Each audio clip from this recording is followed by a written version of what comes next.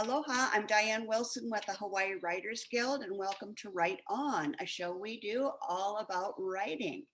And since everybody who watches wants to get their writing published, this is a special episode talking about the the Writers Guild Literary Review. If you are a member, you are qualified to submit. If you're not a member, we encourage you to join. And today's guest is Bob Lupo, who is the editor of Latitudes, which is our online literary review. And he's here to provide us with information and suggestions about how to get your piece published. So we're going to dive right in and ask Bob to tell us what the categories are, if one's more popular than another one, and if you're looking for any specific category from folks. Good. Okay. Thank you. Great to be here. Hi, Diane. Okay. Latitudes has 4 genre categories: fiction, nonfiction, drama, and poetry. And the word count guidelines for fiction, which encompasses a short story or a self-contained chapter or excerpt from a book, is 2,000 to 4,000 words. The guidelines for our flash fiction subgenre is about 4 pages or no more than 1,000 words.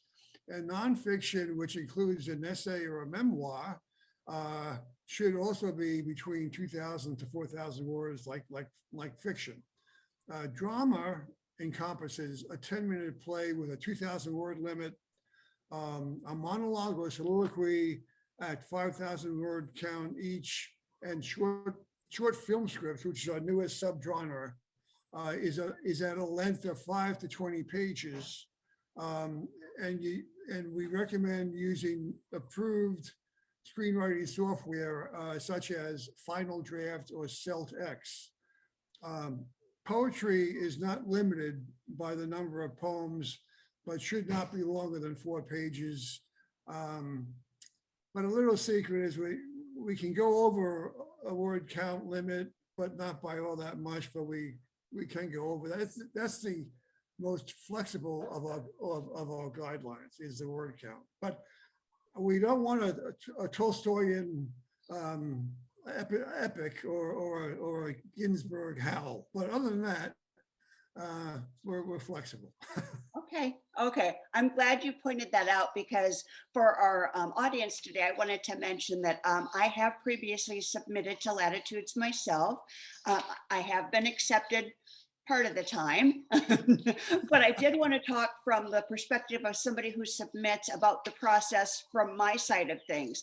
And I will say it's not a very difficult process at all. The guidelines are made available. One of the things, though, that I suffered over was the word count. And I think I was probably 7 or 10 words over, and I didn't know how strict you'd be. So I was very carefully trying to cut out 7 words. And now I know I don't need to do that. But I will say, for those of you who are listening and are thinking about submitting, please do so. It really isn't that difficult. I myself am working on a novel right now, and to know that I can put in my my letters to editors that I am a published author because I'm in the Literary Guild, or the Writers Guild Literary Journal, is really a nice little feather in my cap. So Bob, so the requirements are available online. There's a lot of requirements and a lot of specifics. Where do people find those? Well, the guidelines are available on I sent them out twice already, but on our website, and you click on the More tab, and then it's the first, guidelines is the first item on top. Okay. Okay. That's how you get it. And while our viewers can obviously go there, and we hope they do, and we hope they read them, do you have some tips for our listeners to help make the process a little easier? Regarding making submitting into a black hole easier, we try not to make it look too much like a black hole, and are working to foster a collaborative relationship between the writer and our editors. And I'm open to questions at any point during the 2-month submission window, which opened on September 1st. as well as a in the give and take between submitters and me afterwards, because of the anonymity requirement. Nobody knows your identity except me. So you deal with me, and I enjoy that interaction. So, but to get familiar with the process, just read the guidelines and focus on the first few pages of introductory commentary that highlights the kind of writing that we seek. But basically, we're looking for stories, memoirs, essays, drama pieces, poetry that's compelling from beginning to end, and that generates a response from the reader, like grabs the reader, like grabs your attention, basically kind of in the first paragraph, in the first 5 or 6 lines. That's kind of writing 101, actually, but you know. Okay, good. So this is the 4th issue that's coming out, right? I That's the imagine 4th issue. okay, so I imagine you've seen some common mistakes that submitters have made in the past. Can you give us the top 1 or 2 that should be avoided? The most common lapses in submissions versus the guidelines are in the anonymity, word count, and genre identity arenas. Wow. Basically, identify yourself in your email and on the entry form, and include your submission's genre and word count and title, but your actual submission should have the title of the work, its word count on the front page, but no identifying information of who you are should be on or in your piece at all. And each page should be paginated at bottom center, but I'm flexible on that. It can be top right is fine, but we have bottom center. So, but please paginate your submissions, because it's easier for us to figure out where we are in reading. So now I'm curious, if you get something and they've identified themselves throughout the document, do you send it back to the person who submitted it? Yeah, I do that. I do that. And there was one time that somebody snuck through, and it was a sly reference to who he is. Oh, okay. And I let it go, and I probably shouldn't have, but I let it go. But I'm out looking out for that now, so don't do it again. Okay. I am sure that this particular show of Write On is going to encourage so many people to want to submit something. What is the deadline date for folks to get their works in? Well, the window opened on September 1st, with 3 weeks plus a couple of days into the window. It closes on November 1st. We have about 5.5 weeks to go. Okay. So far, I've gotten 2 short stories and 1 memoir and a small collection of poems, and that's all. So please come and polish it up, make it the best you can make it. But you have another 5 weeks, so send it in. Okay. And I know people have something that they've already been working on. It is a matter of just getting it polished up a little bit and following submission guidelines. So once somebody submits to you, what happens next? Okay, what happens after the submission deadline and the window closes is I gather and distribute submissions by genre to the editors, and then the genre editors have about 2.5 weeks to review and discuss each submission with each other. And I review submissions with the editors and discuss pieces that are worthy of being published, but that may need some revision, and discuss those. And I discuss those with the writer. And that step takes about 10 days. And I plan to send first step approvals, which is the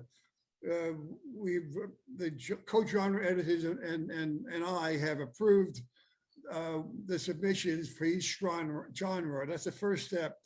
I plan to send first step approvals to the selection committee in the first week of January. And there's holidays intervene, so there's delay because of that. But and then the committee then votes on the submissions in the 3rd week of January, and all editing and final approvals are completed by early to mid-February, and I'm shooting for a February launch date. Okay, excellent. So, And again, as somebody who has submitted in the past, I did get some feedback on a couple of areas of one of my pieces. Some of it I liked, some of it I didn't, but the committee is easy to work with to finalize your piece, I promise you. So I know that Latitudes takes a village. You mentioned the committee members. We don't have time to mention all of their names on this particular episode, but I did want to let you know that I'm going to include their names and their roles on the last slide of the show so that people can see who all it is that works on this. So, yep. And then my last question for you is, do you have any last words of advice? yeah, I think great advice is to walk through our 3 published editions. And of Latitudes, and I think we'll get a good sense of what we like across the genres and what's been accepted. Yeah, so I think that's one hint.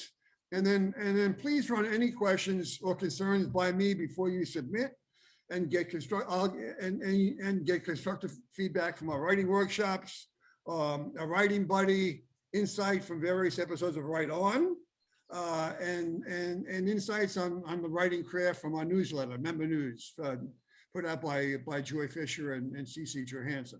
So, and I'll send out reminders and encouragement to our writers over the next 5.5 weeks. I'm known for that, so I do that. Yes, you are. but send us your best work and the best of luck to you. Let's get it on. Sounds perfect. So again, I want to thank Bob Lupo for being with us today. I want to encourage everybody who's watching this to submit a piece. If you're not a member of the Writers Guild, please join so that you can submit a piece. You can find more information on their website, which is www.hawaiiwritersguild.com. And we encourage you to write. Okay. This wasn't even on my list of questions to ask you, but I'm curious, has there ever been discussion about actually having a hard copy of the Latitudes published? You mean a hard copy? Yeah. There's been a lot of discussion, and we plan to do that. And the concept, it's only a concept now, a vision. Basically, it's the best of. The best of Latitude. So actually it's good. We're gonna have 4 editions. So I'm hoping to do that best of and publish it on Amazon between after we launch into early spring, mid-May, hopefully. That's what I'm hoping for. Okay. So you heard it here first. It's not a promise, but definitely a goal. And if that doesn't encourage more people to submit, I don't know what would. So, okay. Thank you very much, Bob. Thank you, Diane. A pleasure. Thank you. All right.